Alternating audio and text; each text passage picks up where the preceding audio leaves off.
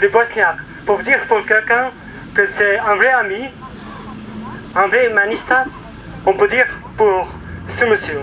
Ça me fait plaisir de vous dire que c'est grâce à son engagement personnel qu'on a ce caillou ici. Monsieur Pagani, je vous en prie.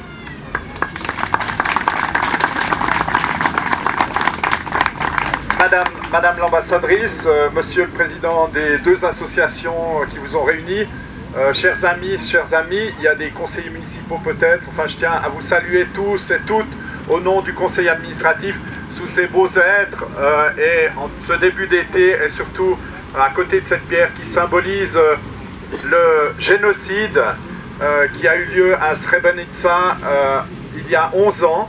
Je trouve que c'était essentiel de se battre avec toutes celles et tous ceux parmi vous qui se sont battus pour mettre cette pierre, parce qu'elle est une sorte, un caillou quand même dans le soulier de l'ONU qui, il y a 11 ans de cela, a laissé se commettre ce massacre, ce génocide sans rien faire, pire même en retirant les troupes de l'ONU, comme d'ailleurs ils l'ont fait au Rwanda. Et ça doit nous interroger sur le rôle des organisations internationales dans la mesure où déjà plus tôt dans l'histoire de l'humanité, en 1939 et 1945, les autorités internationales ne sont pas intervenues lors du génocide de millions et de millions de gens par les nazis. Nous nous sommes interrogés, nous devons nous interroger sur ce rôle des organisations internationales, sur le fait qu'elles devraient systématiquement interdire et intervenir dès lors que des gens, des politiciens, des gouvernements, pour des questions d'intérêt économique, massacrent d'autres, leur population, leur minorité et d'autres gens. C'était la volonté du conseil administratif de faire en sorte que l'ONU se rappelle dans le futur aussi cette incompétence, ce déni de justice.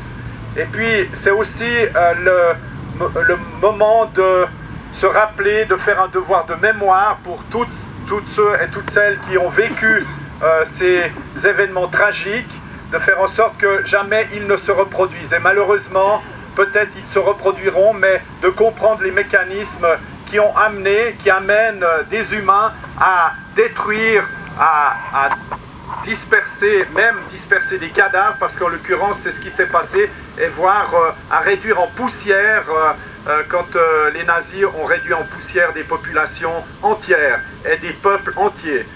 Ce devoir de mémoire et de réflexion, c'est une obligation pour nos générations, c'est en tout cas, c'était et ça le reste une obligation pour ma génération qui a suivi le génocide, notamment le génocide juif, et d'autres militants politiques aussi, qui ont fini dans des camps de la mort.